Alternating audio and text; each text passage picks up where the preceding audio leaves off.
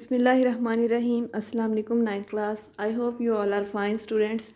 Today our topic is electrochemical industries. अब हमें electrochemical cell क्या होता है, इलेक्ट्रोलाइटिक सेल क्या होता है, इलेक्ट्रोलिसिस क्या होता है, ये सब चीज़ों का पता चल गया। अब हम उन प्रोसेसेस को यूज़ करते हुए इंडस्ट्री में किस तरह डिफरेंट चीज़ें बनाते हैं, किस तरह उसको यूज़ करते हैं उन प्रोसेसेस को, वो हम देखेंगे।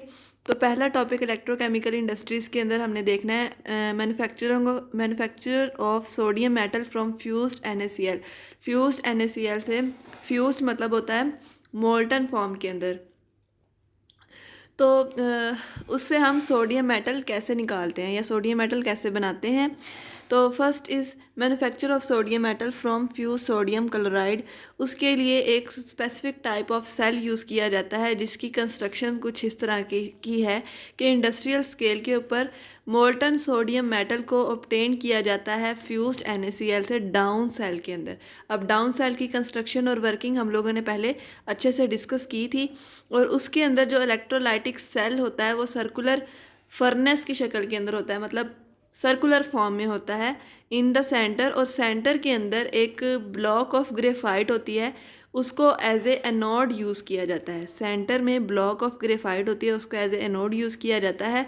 और एनोड के इर्द गिर्द आयरन का बना हुआ कैथोड मौजूद होता है। ठीक है, तो उसमें एनोड किस चीज़ का है, ग्रेफाइट का बना हुआ है, और कैथोड किस चीज़ का बना हुआ है, आयरन का बना हुआ है। और सेंटर में in the form of furnace ये दोनों चीज़ें मौजूद होती हैं।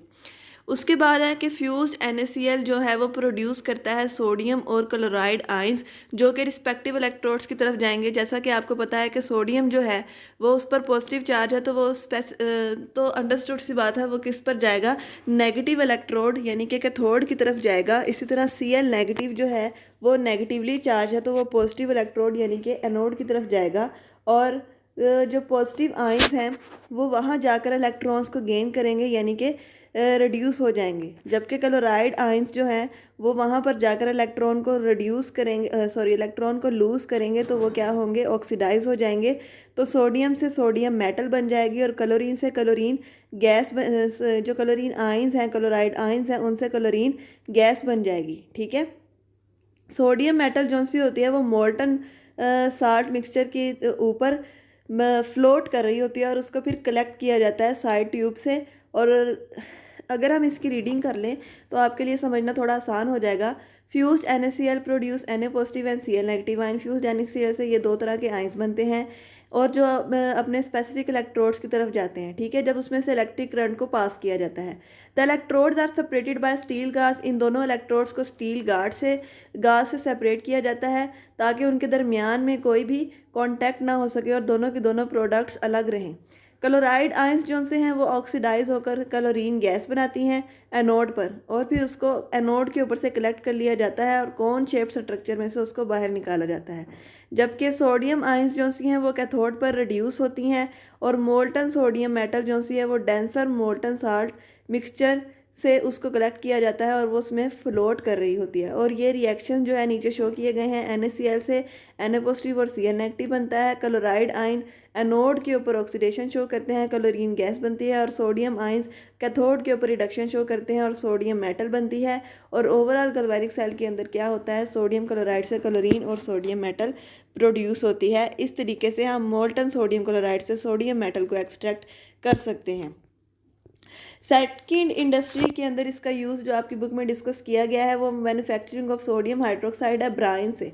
और ब्राइन होता है concentrated solution of sodium chloride in water. अगर वाटर का बहुत सा कंसनट्रेटेड सॉल्यूशन ले लिया जाए तो वो ब्राइन कहलाता है। ठीक है, इंडस्ट्रियल स्केल के ऊपर कास्टिक सोडा यानी कि सोडियम हाइड्रोक्साइड को नेल्सन सेल से प्रोड्यूस किया जाता है और इलेक्ट्रोलिसिस जो है NaCl के एक्वस सॉल्यूशन के अंदर की जाती है और जिसको हम क्या बोलते हैं, ब्राइन बोलते हैं। नीचे आपको डायग्राम शो की गई है जिससे आप उसकी कंस्ट्रक्शन देख सकते हैं। इसमें भी क्या है, स्टील टैंक होता है जिसके अंदर ग्रेफाइट का एनोड होता है और सस्पेंडेड होता है in the form of U shape, यानी कि दरमियान में वो यू शेप का सस्पेंडेड होता है और दरमियान में उसके आयरन का कैथोड होता है। ठीक है, the iron cathode is internally lined with the asbestos diaphragm और अंदर वाली साइड पर उसके एस्बेस्टास मौजूद होता है और electrolyte brine is present inside the iron cathode और आयरन के अंदर इलेक्ट्रोलाइट मौजूद होता है। ठीक है, यू शेप का होता है और इसके अंदर एनोड जो सा होता है वो ग्रेफाइट का होता है और कैथोड होता है आयरन का, और आयरन को अंदर वाली साइड से एस्बेस्टास डायाफ्राम से कवर किया होता है और इलेक्ट्रोलाइट ब्राइन जो है वो मौजूद होता है आयरन कैथोड के अंदर।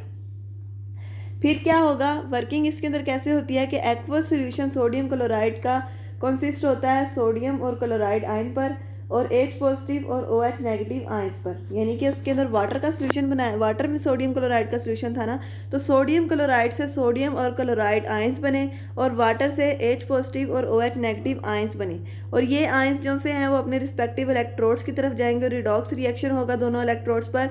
जब इलेक्ट्रोलिसिस टेक प्लेस करेगी तो क्लोराइड आयंस जो से होते हैं वो एनोड पर जाकर डिस्चार्ज हो जाते हैं और क्लोरीन गैस बनती है और डूम से वेपोरेट कर जाती है, जबकि H पॉजिटिव आयंस जो से होते हैं वो डिस्चार्ज हो जाते हैं कैथोड पर और हाइड्रोजन गैस बनती है और एस्केप कर जाती है पाइप से। और सोडियम हाइड्रोक्साइड, अब पीछे सिर्फ दो चीज़ें रह गई, क्लोराइड आयन क्लोरीन गैस बन के उड़ गए, जो हाइड्रोजन के आयंस थे वो हाइड्रोजन गैस बनकर उड़ गए, पीछे रह गई सोडियम मेटल और हाइड्रोक्साइड आयंस, तो वो एक दूसरे के साथ रिएक्ट करके सोडियम हाइड्रोक्साइड का सोल्यूशन बना देती हैं, जो कि कैच बेसन यानी कि नीचे जो बीकर रखा गया है या नीचे जो कंटेनर रखा गया है उसके अंदर कलेक्ट हो जाती है। और नीचे आपको इसका सारे का mechanism in the form of equations show करवाया है कि सोडियम क्लोराइड से सोडियम और क्लोराइड आयन बनते हैं। क्लोराइड जो सा है वो एनोड पर जाकर ऑक्सीडेशन करता है, क्लोरीन में गैस बना देता है। हाइड्रोक्साइड आयन जो सा है रिडक्शन शो करवाता है और सोडियम और हाइड्रोक्साइड मिलकर NaOH बना देते हैं और ओवरऑल रिएक्शन के अंदर NaCl और वाटर का रिएक्शन होता है और उसमें से हाइड्रोजन और chlorine as a gas escape out हो जाती हैं और सोडियम हाइड्रोक्साइड जिसकी हम लोग प्रिपरेशन कर रहे हैं वो हमारे पास प्रिपेयर हो जाता है इस तरीके से। बेटा पिछले लेक्चर के अंदर हमने दो क्वेश्चन डिस्कस किए थे, एक था उसमें electrolysis of water, working of galvanic cell, और ये वाले दोनों क्वेश्चन, ये चारों क्वेश्चन बहुत इंपॉर्टेंट है आपके एग्जामिनेशन के पॉइंट ऑफ व्यू से। इन चारों को आपने अच्छे से याद करना है, स्पेशली इसमें आने वाली इक्वेशंस को अच्छे से याद कर रखना है कि कौन सी इक्वेशन आपने एनोड पे रिएक्शन के लिए लिखनी है और कौन सी आपने कैथोड पे रिएक्शन के लिए लिखनी है। उसके लिए आपने याद रखना है कहाँ ऑक्सीडेशन हो रही है और कहाँ रिडक्शन हो रही है। ठीक है, तो आपने इसको अच्छे से लिखना है, आपने इक्वेशंस अच्छे से लिखी होंगी, डायग्राम्स सारे क्वेश्चंस के अंदर बनानी है, तो वो डायग्राम्स ठीक होंगी, वर्किंग ठीक लिखी होगी तो आपको फुल मार्क्स मिल सकते हैं इस क्वेश्चन के अंदर। और आपकी इस असाइनमेंट है कि इन दोनों क्वेश्चंस के अंदर जो जो डायग्राम्स हैं वो आप लोगों ने ड्रॉ करनी है होमवर्क में और उसकी पिक्चर सेंड करनी है। अल्लाह ताला आपको अपने हिफ्ज़ व ईमान में रखे। उम्मीद है आपको समझ आई होगी। अल्लाह हाफिज़।